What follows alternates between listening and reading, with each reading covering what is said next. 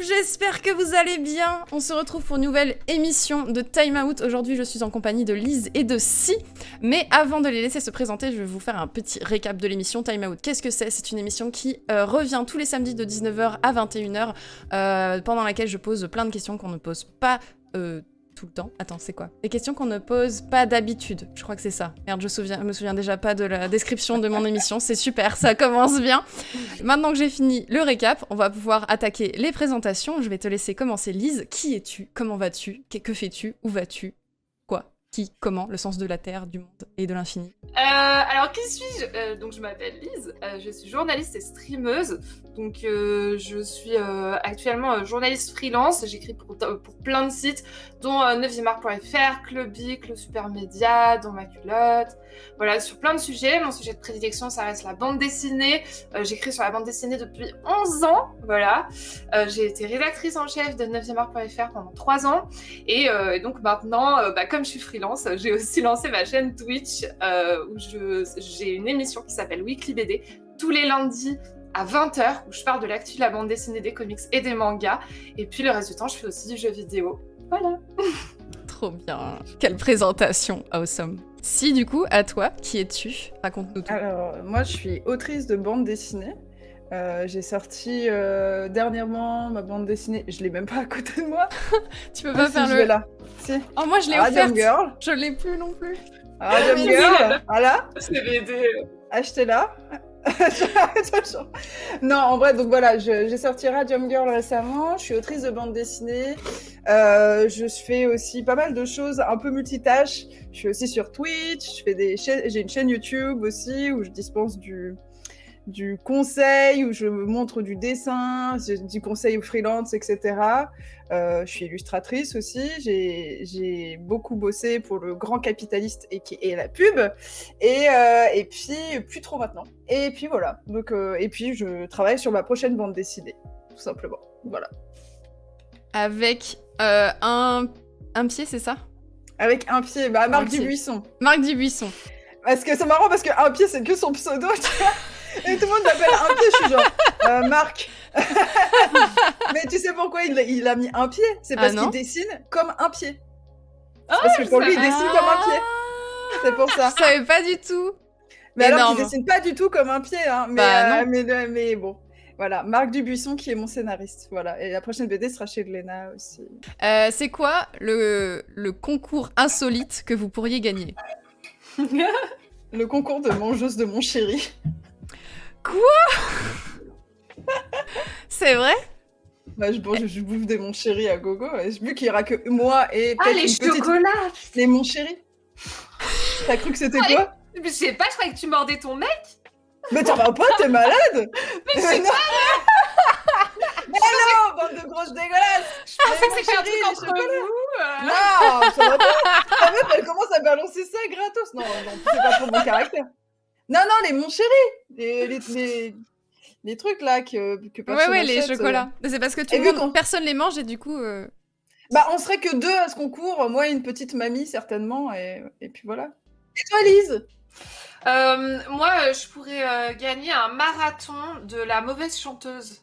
Parce que j'adore chanter très très mal. Genre chanter comme ça. Ah d'accord, j'ai cru que tu dénigrais parce que la dernière fois t'as chanté et j'étais là mais oh mon dieu.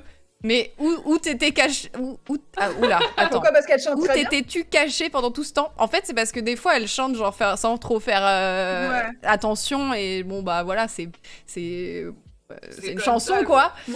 Et genre une fois, elle a sorti le ukulélé, elle a commencé à chanter genre en s'appliquant et tout et c'était tellement beau. J'étais là what ?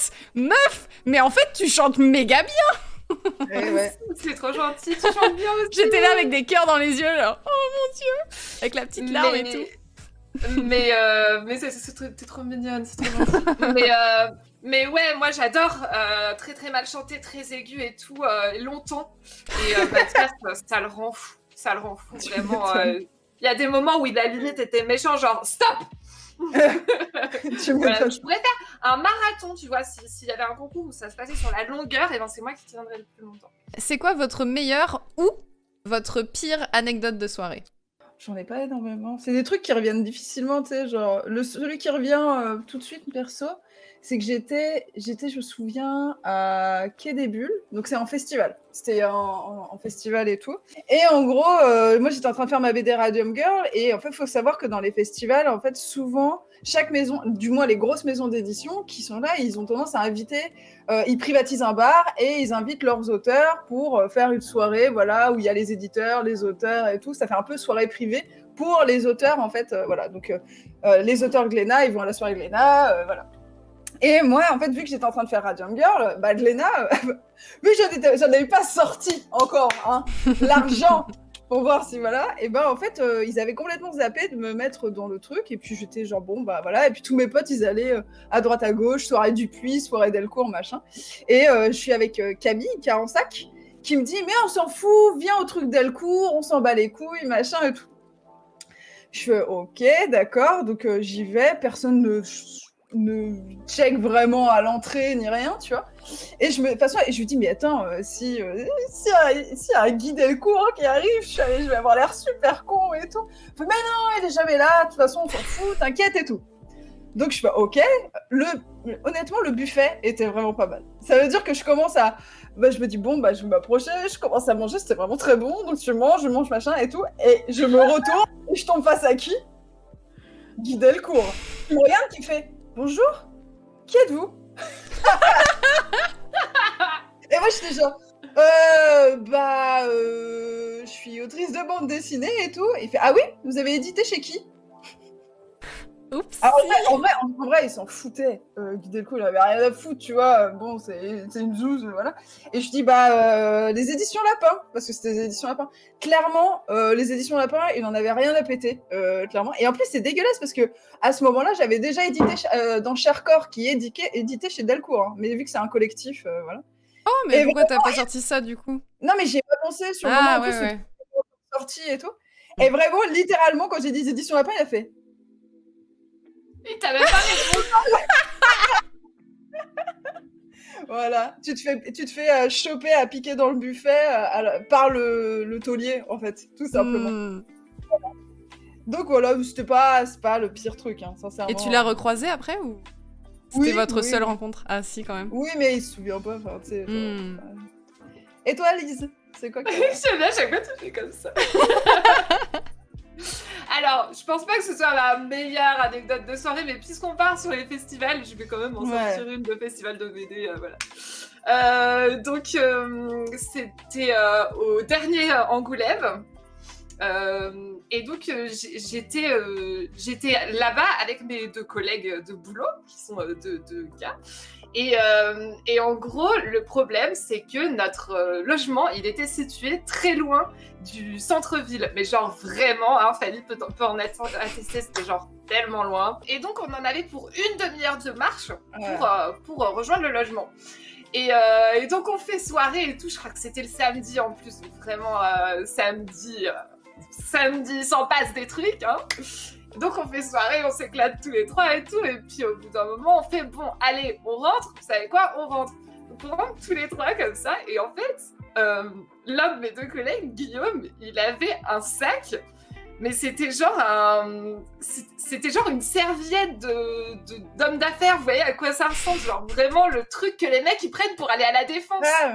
Tu vois, et on avait passé toute la journée à se moquer de lui en lui disant mais vraiment, mais on dirait trop un père de famille hyper busy et tout. Et du coup, bah là, il s'est mis à fond dans le rôle et il a passé tout le trajet à marcher très vite en faisant bon, allez, il faut que je me dépêche parce qu'il y a Camille et Samantha qui m'attendent à la maison, il faut que je fasse un petit bisou avant qu'elle aille au lit. Et puis ensuite, il marchait comme ça très vite, très droit. Et du coup, avec mon collègue Arnaud, on a fait que pleurer de rire pendant tout le trajet. Et c'est 30 minutes de ça. Voilà, et c'était merveilleux. Qu'est-ce qui vous fait le plus peur? Être seule. C'est vraiment finir seule. Et en fait, ça me pose des vraies questions où je me dis, moi, j'ai pas de désir d'enfant. J'ai pas de désir d'enfant, ça m'intéresse pas. Mais en même temps, je me dis, qui c'est qui va s'occuper de toi quand tu seras vieille? Et en même temps, je me dis, mais un enfant, c'est pas fait. Tu fais pas un enfant pour qu'il s'occupe de toi. Et tu sais, il y a vraiment cette dichotomie, tu fais, non mais tu peux pas, tu sais, tu t'engueules toi-même, tu fais, ouais mais si je fais un enfant, je finirai pas seule. Ouais, mais un enfant, tu le fais pas pour le faire pour toi, tu le fais pour que ça devienne un humain qui vive sa vie. Ouais, mais en l'occurrence, tu vois, genre, et tu sais, c'est vraiment, je trouve, ce truc-là aussi, parce que, qui est très corrélé à la gestion de la vieillesse, qui est, mais désastreuse en France sur quand t'es vieux, t'as intérêt à avoir de l'argent parce qu'il faut que tu trouves un endroit où tu pourras avoir des soins sans qu'on te foute à l'hospice parce que l'hospice c'est l'enfer, t'as pas le droit à l'euthanasie si tu le souhaites, et en fait je trouve que tout ça c'est corrélé ensemble qui fait que genre t'as pas le droit à la fin de vie que tu veux comme tu veux, bah ouais peut-être que moi à 80 piges je suis en mode genre niquez-vous tous, j'en ai ras le cul. Faites en sorte que je trépasse là maintenant, c'est bon, je les ai vus, j'ai vu la lave en fusion, j'ai vu les aurores boréales, là je suis la grave. fusion. Et tu vois, et il y a vraiment, genre, quand je vois un petit vieux qui mange un McDo tout seul, je me mets à pleurer, tu vois. Mais il n'y a pas simplement juste le fait que je me dis, oh mon Dieu, elle est toute seule, c'est je me dis, peut-être potentiellement, je peux devenir ce petit vieux qui est tout seul, qui mange son sandwich. Tu sais, genre, il y a vraiment ce truc de miroir très, très intense, il y a aussi très égotique. Et vraiment, j'ai ce truc déjà au niveau des petits vieux et des petites vieilles. Moi, c'est terrible, tu vois. Genre, tu peux me faire chialer en un rien de temps avec un petit vieux ou une petite vieille. Là-haut, genre, première minute du film, tu chiales, ça y est, t'as ruiné ton make-up, ton contouring, tu vois. Mais c'est vrai qu'il y a vraiment, pour moi, c'est vraiment, la solitude, c'est un truc que je fuis constamment, etc. Et c'est ce que je disais, genre, si j'ai toujours du bruit chez moi, c'est pour fuir une certaine solitude, et pourtant, j'ai choisi quand même un métier très solitaire, etc. Mais moi, ma vie, c'est à travers... c'est le contact avec l'autre humain, quoi. Et vraiment, pour moi, c'est tout ça, où je me dis, c'est très corrélé, tu vois. Mais il y a les amis aussi. Je me dis, on pense souvent, genre, ouais, si je fais pas d'enfant, je vais être tout seul, mais après, à moins que tous tes amis décèdent avant toi parce que t'as une super résistance. Mais c'est aussi, en fait, la peur que j'ai, parce que moi, mon grand-père, tous ses amis sont partis avant lui. J'ai ouvert, ça c'était terrible, j'ai récupéré un petit agenda de mon grand-père, et je regardais et tout. Et en fait, à la fin, il y avait le numéro en fait de ses amis et certains étaient rayés. Oh merde. Ça m'a vraiment, j'ai fait, je me sens pas bien. c'est trop triste. Mais c'est super triste. Moi, ça rejoint un peu, mais c'est vraiment la vieillesse. C'est un vrai problème. J'arrive pas à faire face au fait qu'on vieillit. Alors, c'est pas la mort, hein. Vraiment, c'est pas la mort, c'est la vieillesse en soi. Parce que c'est vrai qu'en France, on a vraiment cette culture de dès le moment où t'es vieux, ben, t'es bon à jeter à la poubelle. Et en fait, c'est encore plus le cas quand on est une femme. Et donc, j'en parle pratiquement à chaque live, hein, mais Sorcière, la puissance invaincue des femmes de Mona Chollet, c'est ma bible, voilà. Ouais. Et dedans, elle a tout un chapitre sur la vieillesse, le fait que, par exemple, les femmes ne sont pas... Faut que je le lise, je l'ai acheté, mais je l'ai pas encore lu. Ah, mais en plus, ils se dévorent en quelques heures, hein, vraiment. Et oui, elle explique que, par exemple, les femmes ne sont pas éduquées à assumer leurs cheveux blancs, et du coup quand leurs cheveux deviennent blancs, elles les teignent forcément, et en fait le fait de ne pas les teindre, c'est presque un geste militant, et c'est très long de prendre cette décision et tout, et c'est assez difficile, c'est limite comme se raser la tête quand on est une femme, quoi, c'est genre tout aussi ouf. Alors que pour les hommes, c'est l'inverse, les cheveux blancs sont signe de sagesse, et notamment Wauquiez, le président de notre chère région Rhône-Alpes, il y a des rumeurs qui disent qu'il se tendrait les cheveux en blanc pour avoir l'air plus vieux et donc plus sage, parce qu'il est assez jeune, et du coup, bon, c'est juste des rumeurs, mais c'est une rumeur qu'elle évoque dans ce livre. Et de manière générale, voilà, déjà la vieillesse est mal vue en France, mais encore plus la vieillesse des femmes, et ça c'est un truc dont j'ai conscience, qui découle du capitalisme, qui découle du sexisme, et même si j'ai conscience de tous ces biais-là, eh ben, je n'arrive pas à m'en débarrasser. Je suis terrifiée à l'idée de vieillir. Le moindre signe, parce qu'en vrai, les signes de vieillissement, ils arrivent hyper vite. Vraiment, si vous êtes en dessous de 25 ans, profitez, je vous le dis. Mais tous les signes de vieillissement de mon corps me terrifient et me désespèrent. Et voilà, c'est vraiment typiquement l'oreille interne. Si elle se porte bien, profitez-en, parce que ça dure jamais longtemps. Mais ça me fait trop rire, parce que j'en ai parlé ce matin à mon gars, ça. Genre sur les sites de rides et des choses comme ça. Et je disais, tu vois, c'est tout le truc où tu disais, genre moi je commence à le sentir parce que j'ai 30 ans et je me dis, bah ouais, je sais que j'aurai des rides d'expression, je sais que ça va arriver, etc. Et d'un côté, je dis, je peux pas en vouloir aux femmes qui font de l'acide hyaluronique et du collagène, etc. Mais ça veut dire qu'on force les femmes à rester jeunes, alors que c'est impossible. Le canon de beauté, c'est de rester jeune. Mais ça n'a aucun sens. À part, il y a que Keanu Reeves qui a trouvé comment faire, tu vois. Et, Non, mais je voudrais dire, on nous demande pas de rester jeunes, hein, on nous demande d'être des enfants. C'est-à-dire Oui, qu'on doit bien sûr. s'épiler, et les femmes qui n'ont pas de poils, c'est des enfants, c'est pas des femmes. Non, mais c'est Donc, clair. c'est pire que ça. Hein. Et c'est ça, et moi je peux même pas en vouloir, tu sais, parce que je me pose la question, je me dis, est-ce que moi mes rides, je les assumerais, mais ça devient un geste militant aussi, c'est dingue de laisser juste son corps faire ce qu'il est en train de faire sa vie, hein, parce que les poils, etc., il fait sa vie et tout. En fait, de laisser faire sa vie, c'est un geste militant. Et c'est vrai que c'est pareil, même combat, Clise.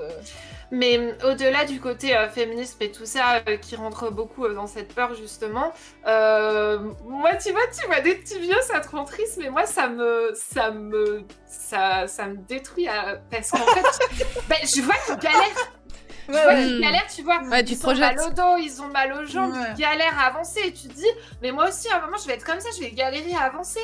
Ouais. Et genre, du coup, ben, les gens, ils vont avoir pitié de moi, ils vont me regarder avec pitié et tout. Et tu vas avoir une connasse qui va venir te pleurer dans la bouche quand tu mangeras ton dogma tranquille en McDo.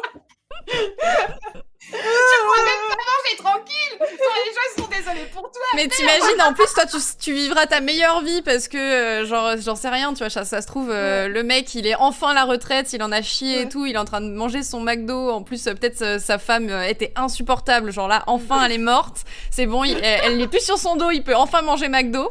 Il est en train de manger son putain de burger, en train de kiffer. Et là, il y a une petite jeune devant lui qui est en train de se dire, mais je vais devenir comme ça. Oh, mais c'est horrible. Non mais tu vois, genre, c'est vrai qu'il y a vraiment ce truc là, parce que par exemple là je sais que mon mec il est en mode genre, ok on a 30 ans, faut faire des bilans de santé parce que c'est maintenant ou jamais, tu vois. Parce que Mais il est sinon, on va aussi le payer. stressé que toi. Sinon on va le payer quand on aura 70 ans, donc maintenant hop rendez-vous dermato, hop rendez-vous podologue. Et moi je suis en mode genre, calmos en fait, parce que là bientôt tu vas nous construire le cercueil dans le garage là, parce que... Est-ce qu'il a souscrit à une assurance vie? Non, quand même pas, mais il y a vraiment ce truc, c'est vrai, où tu te dis, putain, quand t'as 3 jours de suite, tu te réveilles, t'as mal au dos, t'es en mode genre... C'est ça. Tu Tu peux plus dormir par terre. Ah non, ça c'est sûr. Oui, quand tu mets 2 jours à te remettre d'une Ouais, cuite, moi là, j'ai tu te jamais dis, c'est pu. chaud, Hein. quoi. Dormir par terre, mon dos à chaque fois il fait nope. C'est pas Ouais, possible. Qu'est-ce qui, selon vous, donne un sens à votre vie? Alors moi, c'est bête à dire, mais c'est le taf, malheureusement. Et j'aimerais bien que ça change. Mais en fait, je me suis beaucoup trop définie par mon travail. Et quand j'ai appris que j'étais virée de 9e art, parce qu'en gros, on a eu de gros problèmes économiques et toute l'équipe a été virée pour raisons économiques. Et quand j'ai appris que donc je perdais ce travail, je me suis dit, mais qu'est-ce que je suis maintenant, en fait? Je me définis trop, genre, bonjour Lise, journaliste. Et du coup, donc, il se trouve que j'ai retrouvé du travail hyper facilement et ça se passe méga bien. Et là encore, je trouve que ça définit trop ce que je suis. Et genre, quand je croise des gens que j'ai pas croisés depuis longtemps, qui me disent qu'est-ce que tu deviens? Ah bah je fais ça comme taf, voilà. Donc c'est clairement le taf qui donne un sens à ma vie et beaucoup trop. Et c'est encore pire depuis que je suis freelance parce que du coup, je suis trop centrée sur mes performances, le chiffre que je vais faire ce mois-ci et tout. Voilà, c'est ça qui donne un sens à ma vie. Bah, je suis assez d'accord. Genre, c'est marrant parce que quand je suis en dédicace, je dis aux gens, tu fais quoi dans la vie? C'est-à-dire, je fais une question ouverte. En fait, quand t'es en dédicace, t'es obligé de faire des phrases. Bon, je pense que je le dis à tout le monde, tu vois, genre, salut, comment tu vas? Ça va? Et tu fais quoi dans la vie? Pour pouvoir amorcer le truc pendant que je dessine pour que la personne parle, voilà. Et on va dire 99,9% des gens répondent par leur métier. Et en fait, c'est ce truc de société travail où, en fait, si tu produis pas, t'existes pas. Enfin, il y a vraiment ce truc. Et c'est terrible parce qu'il y a des gens qui me disent rien. Et je fais, comment ça, rien? Je fais, bah, je suis au chômage. Je fais, mais je t'ai pas demandé ton travail. Je t'ai demandé ce que tu faisais dans la vie. Je fais, t'as pas des passions? Elle fait, bah, si, je fais... je sais pas, je fais du sculpture sur bois, je fais du canevas et tout. Je fais, bah voilà, tu fais des trucs. Et il y a vraiment ce truc, genre, où vraiment on répond par son métier. Et en même temps, moi, je fais des TEDx sur ça, mais je fais pareil, tu vois. Genre la meuf, elle commence à dire oui, elle fait des grands poncifs, elle fait des posts médiums pour expliquer, genre, que le médium, ça te définit pas. Mais à côté de ça, moi, ce qui donne un sens à ma vie, c'est de dessiner, quoi. À l'instant T, de faire des trucs et de sentir que ce que je raconte fait écho à d'autres personnes. Par exemple, Le vrai sexe de la vraie vie, c'est la première BD que j'ai faite qui parle de sexualité sur base de témoignages. C'était génial de juste entendre des gens, juste quand les gens te disent oh, c'est trop vrai, tu vois. Genre, rien que ça, tu sais, t'as gagné. C'est vraiment génial. C'est vraiment. Enfin, quand tu sens que ton travail a un micro-impact, et peu importe le niveau, ça peut être juste c'est beau. Tu vois, genre, il n'y a pas besoin d'avoir des grandes théories sur ce que tu fais. Je suis un peu coquée à ça, honnêtement. Parce que pour moi, c'est une drogue à ce niveau-là. C'est très égotique aussi, quand même, hein, d'être un peu tourné vers son nombril en disant « Oh, moi, j'impacte les gens !» et tu vois, genre, c'est quand même... Je trouve que c'est important aussi de s'en rendre compte. Mais ouais, pour moi, genre, ce qui donne un sens à ma vie, pour l'instant, c'est de faire de mon métier ma passion. Non, gros abus de langage. Ma passion, mon métier. Gros lapsus, là, tu vois. On apprend les choses. Et tu vois, genre, c'est ça. Et je suis très d'accord avec Lise aussi sur le freelance, parce que le freelance, en fait, on n'a pas de filet de sécurité.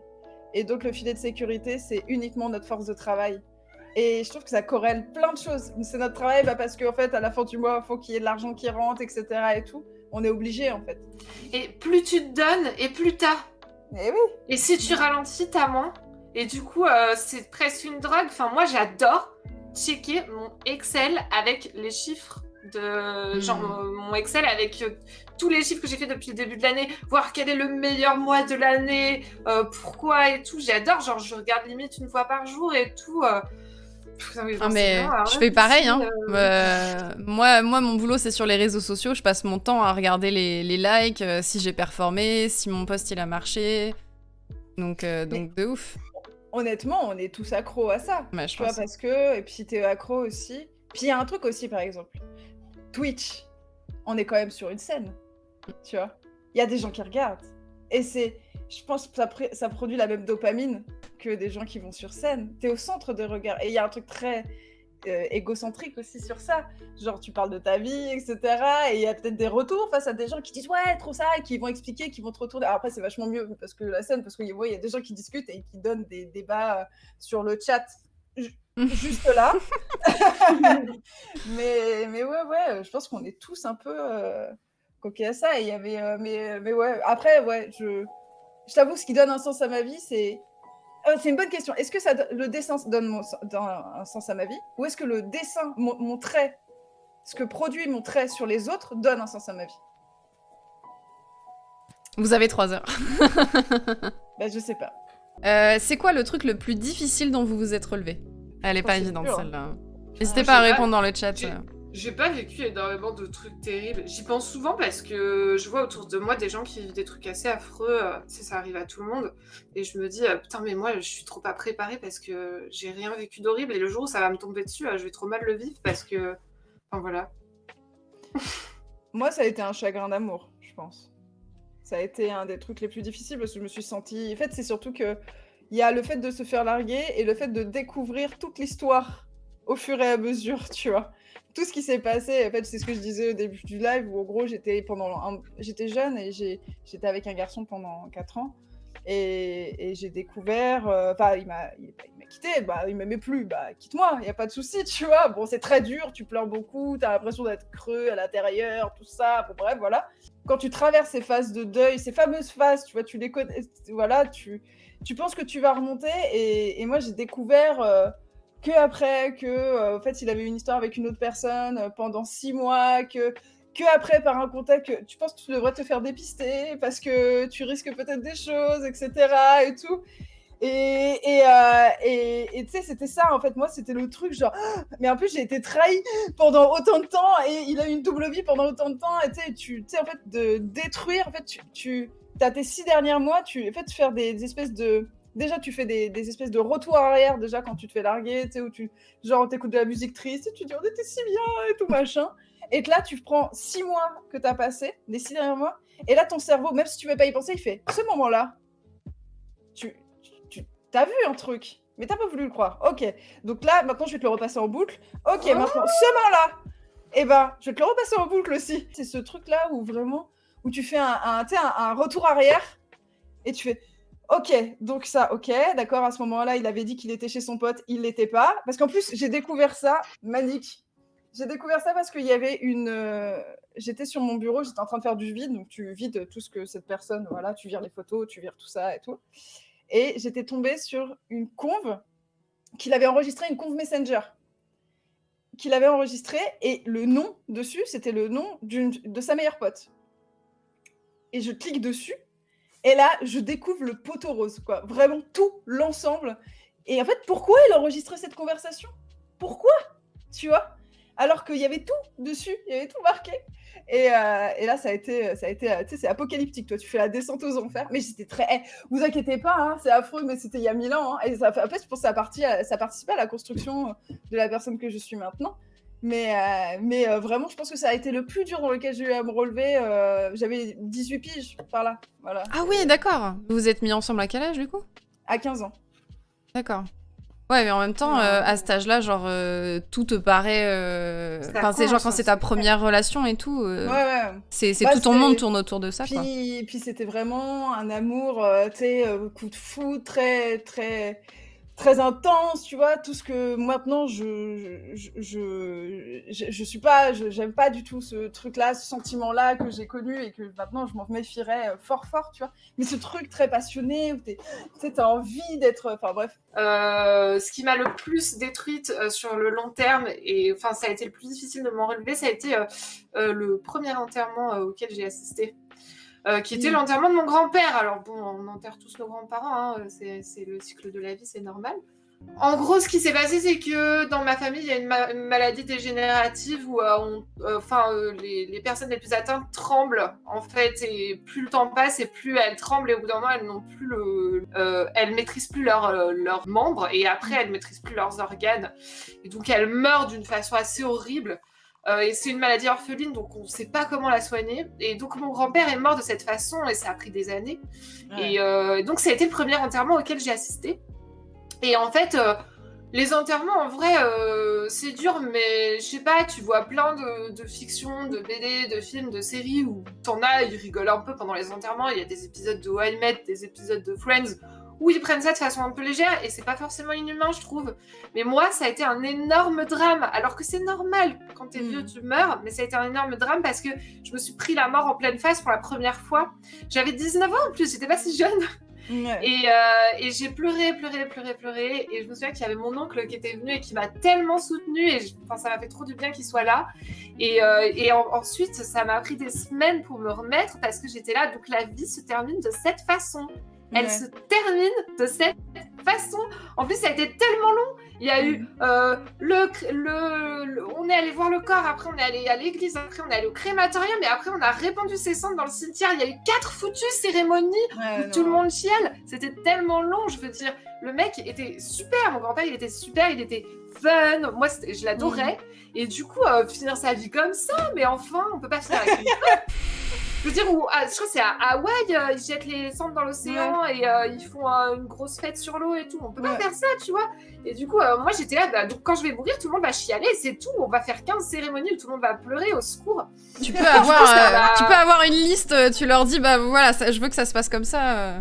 Oui, non, mais en France, mais par contre, je crois qu'il faut que tu fasses des enfants, du coup. Si tu veux être sûr qu'il y ait des gens, quand tu meurs, qui fassent tes doléances.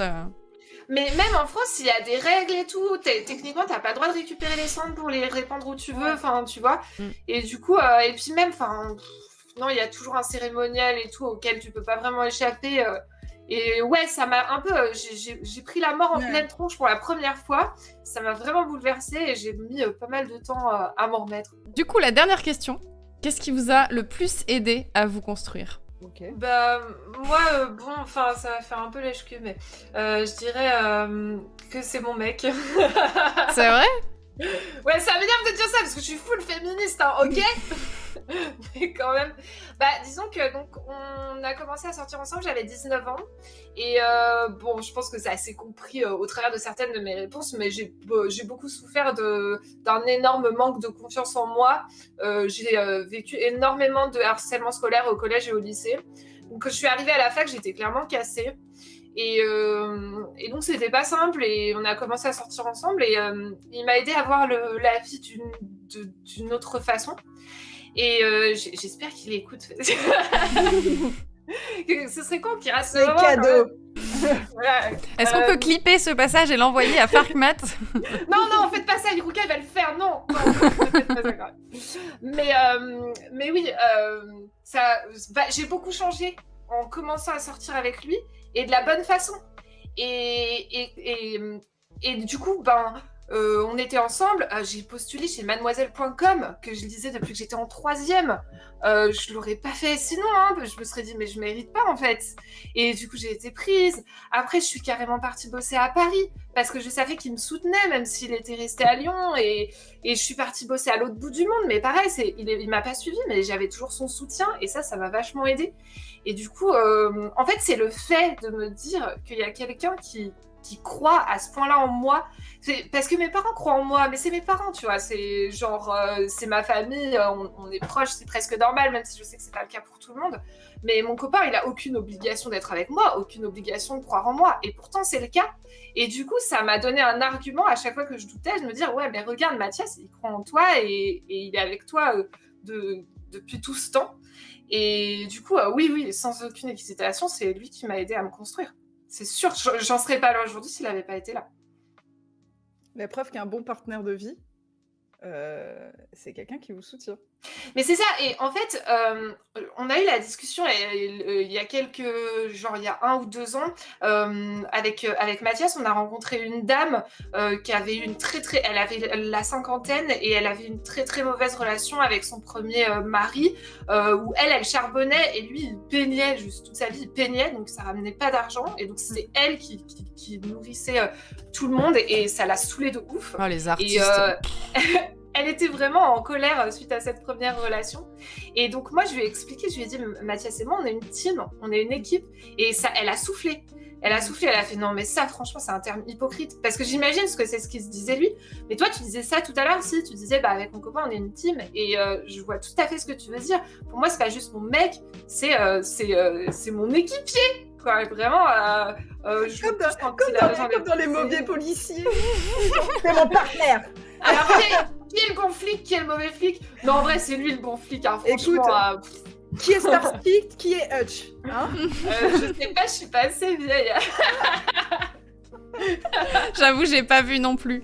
Mais je crois qu'on a quasiment le même âge, hein, donc oui. On n'a pas besoin de se taper. Oui, c'est vrai. Mais voilà, en tout cas, c'est vrai qu'on est une équipe, quoi. Alors, c'est vrai que moi, mon couple a été aussi un très bon socle. Je trouve ça très très vrai, etc. Même si moi aussi, je serais en mode genre, je me suis pas construit grâce à un homme, non, je me suis construit à mon couple. C'est pas parce que c'est un homme, tu vois, c'est juste qu'il y avait quelqu'un qui croyait en toi, que ce soit un homme ou une femme, si la personne croit en toi, c'est un très bonne marche pour prendre l'élan, quoi. Mais moi, ce qui m'a beaucoup construit, genre entre mes 20 et 30 ans, parce que je vais parler surtout de ça, c'est apprendre à dire non. Je dis non tout le temps, maintenant. Mais c'est dans le sens non, non, j'en ai marre que les vêtements me fassent mal. Non, j'en ai marre de voir... Tu sais, non à la société aussi, en fait. Dire non aussi à des clients qui veulent pas te payer. Dire non au mec qui te casse les couilles dans la rue, même si c'est pas toujours simple, parce qu'il y a des moments, t'as pas envie de te prendre un pain dans la gueule. Donc ça, on fait ce qu'on peut, comme on peut. Dire non à tous les dogmes qu'on a voulu préétablis me donner. Et en fait, il y a vraiment... C'est marrant parce que ça m'a... Un jour, j'ai pété un câble, chez moi, toute seule, tu vois. Et genre, j'avais un pantalon qui me serrait et tout. Et je disais, ouais, mais il est beau, mais il a acheté, machin. Et genre, j'ai fait, mais pourquoi j'ai acheté ça? Alors que je savais dans la cabine qu'il me faisait mal, tu vois. Mais vu qu'il me fait un beau cul, j'ai accepté que ce truc, il coupe en deux mes intestins. Et j'étais en mode genre, mais c'est pas possible. Pourquoi les vêtements, tu sais, genre t'es toute seule dans ton salon, et pourquoi j'accepte que les vêtements me fassent mal? Pourquoi j'accepte que la société veuille que je me fasse mal, que je m'enlève les poils? Pourquoi? Et j'étais genre, non, et je me mettais... J'étais dans mon salon, j'étais genre, non, j'en ai marre. La meuf, elle se met à gueuler non. Et globalement... Elle s'est fâchée contre son pantalon. Mais en fait, je trouve que vraiment, il y a eu un espèce de déclic aussi. Et aussi, genre, quand t'apprends à dire non aussi bah non, j'ai pas envie d'être sous-payée pour ça. Alors, c'est aussi dire non. J'ai déjà dit comment dire, en live et tout. Pour moi, dans le métier, dire non est pouvoir dire non est un privilège. Il faut quand même le dire, c'est un privilège aussi. Pouvoir dire non, c'est que globalement, tu as la stabilité financière pour pouvoir dire non dans le travail. Oui, bah c'est sûr. Et donc ça, bon, forcément. Mais je sais qu'au-delà de ça, en fait, c'est un truc qui a marché. C'est-à-dire dire non à des contrats de merde, ça laisse le champ où t'aurais dû faire ce contrat de merde pour un contrat qui ne sera pas de la merde. Tu vois, genre, enfin, il y a vraiment ce truc-là d'avoir et aussi l'aplomb pour pouvoir dire je mérite mieux que ça soit dans la société, dans le travail et tout ça, tu vois. Et je trouve que c'est ça qui m'a forgé vraiment et qui m'a donné l'assise en fait de dire non, je vaux mieux que cette merde que tu me proposes et que ce soit au niveau des vêtements, que ce soit sur la gestion du corps, de ton corps, etc. Tu vois, donc c'est globalement aussi d'être en colère assez régulièrement, tu vois, et d'assumer aussi sa colère. Mais oui, la société qui apprend aux femmes qu'il faut être sage et pas trop élever la voix, et en plus si t'es en colère, du coup t'es moins... comment, c'est pas légitime, mais t'es moins... Oui, t'es hystérique, quoi. Ouais, voilà, t'es hystérique, on va pas écouter tes arguments. Tes émotions, tu vois. Ouais, voilà. Ah, mais ça me rend ouf. La colère, c'est légitime, on a le droit d'être en colère, et faut arrêter avec ça, mais de ouf. Mais je trouve que c'est vraiment ça qui m'a vraiment construit, en fait, pour aborder la trentaine. Tu vois, genre, ce truc où tu sais, où tu te dis, si je dis non, je vais m'empêcher des opportunités, alors qu'en fait, ça m'en a donné, tu vois, des opportunités. Il y a Reina qui dit ce qui m'a construit, c'est apprendre à vivre mes émotions grâce à la communication non violente, entre autres. J'en ai parlé il y a pas longtemps, justement, la communication non violente. Il y a des bouquins, je crois, sur le sujet ou quoi. Faut que je me renseigne dessus vraiment plus précisément. Parce que pour l'instant, j'en ai juste entendu parler et ça a l'air super cool. Je sais pas si vous connaissez, vous. De quoi? La communication non violente. Bah, c'est genre dire, au lieu de dire t'as fait cette erreur, c'est dire il y a cette erreur qui a été faite. Ah, d'accord. C'est pas juste dire gentiment tu m'emmerdes gentiment. Non, l'idée c'est d'aboutir à une... Je le prends pas mal, mais va te faire foutre. En fait, l'idée c'est d'aboutir à quelque chose de constructif en faisant en sorte que la personne en face se braque pas. Là encore, c'est ma chère maman, professeure des écoles, qui la pratique énormément. Donc. Elle me donne ses tips, j'en ai bien besoin. Ok. Mais ouais, bah alors, du coup, l'exemple, c'était genre un mec qui fait chier dans... Un collègue qui fait de la merde. Et genre, bah, plutôt que d'aller lui dire, bah, écoute, t'as fait de la merde, c'est d'aller lui dire, comment ça va, qu'est-ce qui se passe, comment ça va dans ta vie. Et qui, en fait, a découlé sur un truc de, en fait, genre, ça va pas du tout parce que du coup j'ai les enfants à la maison et du coup je dois bosser en même temps et c'est super compliqué et je m'en sors pas et du coup bah tu te rends compte un peu de ce que vit la personne plutôt que d'être dans le conflit direct et de dire t'as fait de la merde, d'essayer de comprendre d'où ça vient. Alors ça c'est tu choisis quand même parce que moi sincèrement le mec qui me casse les couilles dans la rue je vais pas lui dire oui, non, dans ta vie, ça s'applique pas à tout. La misère sexuelle et tout. Oui, mais après la communication non violente, c'est pas que ça. Tu peux aussi en fait utiliser la communication non violente pour riposter contre quelqu'un qui t'emmerde dans la rue. En aboutissant à un dialogue constructif, par exemple, qui lui permettra de comprendre pourquoi la façon dont il se comporte, c'est vraiment pas adapté. Mais bon, faut de la patience. Hein. Mais c'est surtout qu'il y a un truc, c'est que moi, je suis très partisane de ça. Mais qui c'est qui va se taper à faire de la communication non violente? Les femmes. Est-ce que c'est pas une charge mentale supplémentaire? Si! Voilà, ça nous fait chier, hein, C'est tout vrai. ça, hein, parce que effectivement, je comprends parfaitement. Je connais des mecs qui sont à fond communication non violente. Hein. Ok, bon, voilà. D'ailleurs, c'est un mec qui m'en a parlé. Mais c'est vrai qu'il y a ce truc-là, genre, effectivement, je vois très bien, tout n'est pas tout gris ou tout noir ou tout blanc. Tu choisis les personnes avec qui tu fais de la communication non violente. Hein. C'est pas parce que tu fais de la communication non violente que tu vas pas faire un doigt d'honneur à un gars qui t'emmerde. Mais oui, je vois vrai. très bien. Tu choisis les personnes. D'ailleurs, je vais profiter. En fait, ça me saoule. Je vais en profiter pour faire une annonce. En fait, ça... ne vous inquiétez pas. En fait, ça me saoule. Ça fait plusieurs mois que je me force à dire genre un pote ou dire une personne. Et parce que j'ai pas spécialement envie de parler de ma relation actuelle. Mais bon, voilà, je suis en couple. Et je l'ai pas encore dit. Parce que je me disais, voilà, ça regarde personne, voilà.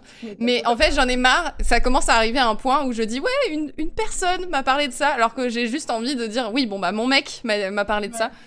Donc voilà, c'est bon, c'est officiel, voilà, je suis en couple. Voilà, next. Oui, très bien. Bon, si jamais vous vous inquiétez, il est très bien, sachez-le. C'est bon, c'est validé, Lise. Dis-moi que tu l'as forcé à mettre un petit blazer, une petite cravate. Un blazer? Se présenter. Non, mais tu sais, se présenter, tu sais, genre un petit costume et qui soit tout à l'heure en disant bonjour Lise, je suis à un très bon parti. Moi, je l'ai examiné des pieds à la tête comme ça. Ouais. Oh. Ok. Moi, tu sais, ce truc, il est quand même hyper problématique de genre la présentation aux parents ou machin, il faut qu'ils valident. Tu sais, genre, il y a un peu cette connotation de genre, il faut que les parents disent « Ok, c'est bon, c'est un bon parti » ou quoi que ce soit. Mais en vrai, moi, j'aime trop le côté protecteur de genre, on va rencontrer la personne, on va lui poser plein de questions pour voir si c'est vraiment quelqu'un de bien pour ton ami ou pour ta fille ou quoi que ce soit. En fait, il y a vraiment ce truc, tu vois, au-delà, moi, je déteste le truc de... présenter ton mec à ton père, ton frère et tout, ça me dégoûte, tu vois, genre ce truc de masculinité, genre tu veux faire quoi pour ma fille, enfin nique. mais le truc de présenter à tes potes meufs et que les potes meufs elles sont en mode genre, alors qu'elles prennent ce truc là en disant qu'est-ce que tu prévois pour ma pote? moi ça me fait crever de rire, tu vois, genre vraiment. Après, moi j'aime trop. Perso, je le montre pas du tout parce que je veux pas, en fait, je veux pas mettre les personnes mal à l'aise. Mais c'est vrai que vis-à-vis de mes amis, je suis toujours très très critique de leurs copains parce que je veux qu'ils soient à leur hauteur. Et clairement, Fanny, bon, voilà, je t'ai jamais dit ce que je pensais des gens avec qui tu étais. Parce que je suis très... J'ai peur. Communication non violente, Fanny. Lise, communication non violente, c'est maintenant. Voilà, parce qu'à chaque fois, j'observe et tout. Je veux vraiment que tu sois avec la bonne personne, quoi. C'est vachement important. Que tu sois une personne qui est aussi bien que toi, quoi. C'est important. Mais c'est vrai que... c'est pas simple, hein, je sais bien. Mais... Vous êtes trop mignons. Mais lui, il est bien, ça va. La porte ok, je vais le garder du coup. Ça tombe bien parce que j'ai un week-end dans la belle famille bientôt. J'ai déjà quasiment rencontré tous les membres de sa famille, donc. Un week-end dans la belle famille. J'ai été coachée en plus. Ce midi, j'ai mangé avec sa sœur et le chéri de sa sœur. Et genre, ils m'ont coaché, alors ok, donc là, ça c'est la mère, ça c'est machin, va y avoir peut-être les tantes, les oncles, j'étais là, ok. La Casa des Papel, le truc. C'est ça. Si, ça me fait penser à ton anecdote avec ton copain. Allez, une anecdote. On peut peut-être terminer sur cette anecdote. Allez, on termine avec cette anecdote. L'anecdote du Noël 2012, c'est ça? Bon, alors, l'anecdote. En gros, en fait, alors, c'est le premier Noël où je vais rencontrer toute la mif de mon compagnon. Voilà, ça fait un bout de temps qu'on est ensemble, mais j'avais rencontré ses parents, etc. Mais j'avais pas rencontré sa famille étendue, parce qu'il a pas mal de familles. Donc, tu vois, je me mets... Tu sais, déjà, t'es très cul serré, hein, parce que tu te dis, je vais rencontrer tout le monde, donc ça va être super. J'arrive et tout, donc déjà, bon, voilà, ça se passe très bien. Globalement, ils sont très sympas et tout. Je bois des petits coups, machin, et puis voilà. Et à un moment, je vois mon mec qui est assis sur un espèce de tabouret, tu sais, un peu bas, qui discute avec un de ses oncles en face. Et je me pose, tu vois, sur ses épaules, comme ça et tout. Et puis, je commence à lui faire des papouilles comme ça, là et tout. Et je vois en face, donc un autre, enfin son oncle, tu vois, qui me regarde comme ça, quoi. Et donc, je fais, mais qu'est-ce qu'il a? Pourquoi il me regarde comme ça et tout? J'ai fait, je sais pas, je continue. Je fais même un bisou. Je fais même un bisou sur la tête de mon gars. Et là, je me tourne la tête et je vois qu'à droite, bah, il y a mon gars, en fait. Il y a mon gars juste là, tu vois. Et je retourne la tête et c'était son oncle, son autre oncle qui était là, à qui j'ai fait un petit bisou dans le cou. Je venais juste de rencontrer, qui avait sensiblement la même chemise que mon mec et qui est très brun comme mon mec, qui a globalement, en fait, s'il avait été, il est plus grand, donc, mais en fait, vu comment il était posé, j'ai pas percuté. Et surtout, genre, c'était ça, donc je vois mon gars qui me regarde comme ça en mode genre, et puis il capte tout de suite que voilà, donc je me liquéfie, je tourne la tête, je vois la femme de l'oncle avec un plateau qui me regarde comme ça. Et là, vraiment, littéralement, je fais... je me recule et je fais... Pardon. Et surtout, dernière réaction, l'oncle qui se retourne, qui voit que la meuf qui lui a fait un petit bisou dans le cou, c'est pas sa femme. Et là, et genre, vraiment, j'ai fait... Je vais mourir maintenant. En fait, je pense que si on peut se désintégrer de honte, c'est maintenant, tu vois. Et genre, vraiment, j'étais liquide. Et donc, vraiment, je fais pardon, je suis désolée, j'ai cru que c'était genre là, je suis désolée et tout. Genre, l'oncle, lui, me dit juste, on pense que c'était pas désagréable. Et mais vraiment, lui, limite, il continuait dans son truc. Et genre j'étais terrifiée. Et mon mec, il en pouvait plus de rire, tu vois. Et bah voilà, tu fais bien connaissance avec mes oncles, ce que je vois. Oh mon dieu. Et voilà. Et donc, et vraiment, littéralement, à ce moment-là, t'as l'impression que tout le temps s'arrête à ce moment-là, tu vois. Tout le temps. Et t'as l'impression que tout le monde a fait... te regarde, tu vois. Et ça va, ils sont gentils parce que les 3/4 ne m'en reparlent que très peu. Mais honnêtement, moi, ça se serait passé dans ma famille, la personne, je l'aurais jamais lâchée avec cette histoire. Tu vois. Mais voilà, c'est vraiment... voilà. C'était la première fois que j'ai rencontré la belle famille entière. Voilà, j'ai tripoté l'oncle de mon mec. Voilà. Oh là là, oh mon dieu, il est 22h07. Je suis tellement désolée. Je viens de voir l'heure. Je vais aller me faire à manger, moi, je vais me faire des tartines, là. Non mais, là, ça y est, c'est le record. Le record ultime de... Ah, yes. Yes. Ah, en plus, t'as un mur. J'allais dire, putain, comment t'as fait le bruit? Écoute, à la bouche. Trop fort. Vous les meilleurs. Oui, comme dit Ruga, il faudrait que ça dure 3 heures parce que 2 heures, c'est beaucoup trop court. Ouais. Mais c'était trop cool, c'était un bonheur de vous avoir et merci pour toutes vos réponses, c'était trop chouette. Merci à vous aussi sur le chat. Merci à vous qui regardez cette VOD. N'hésitez pas à lâcher vos meilleurs pouces en l'air et allez follow ces 2 personnes merveilleuses parce que bien sûr, je vous aurais mis tout le détail dans le chat. Barre d'infos. En barre d'infos, faut dérouler toujours. Cliquez, followez le YouTube, le Twitch, le Twitter, tout. Voilà. Go balancer tous vos follow comme ça, genre de façon nerveuse. Et puis bah des gros bisous, merci encore à vous deux, merci à tout le monde, merci la vie qui nous a réunis pour être ici ce soir et je vous fais des gros bisous. Bah, merci à toi. Yes, merci. À plus. Salut.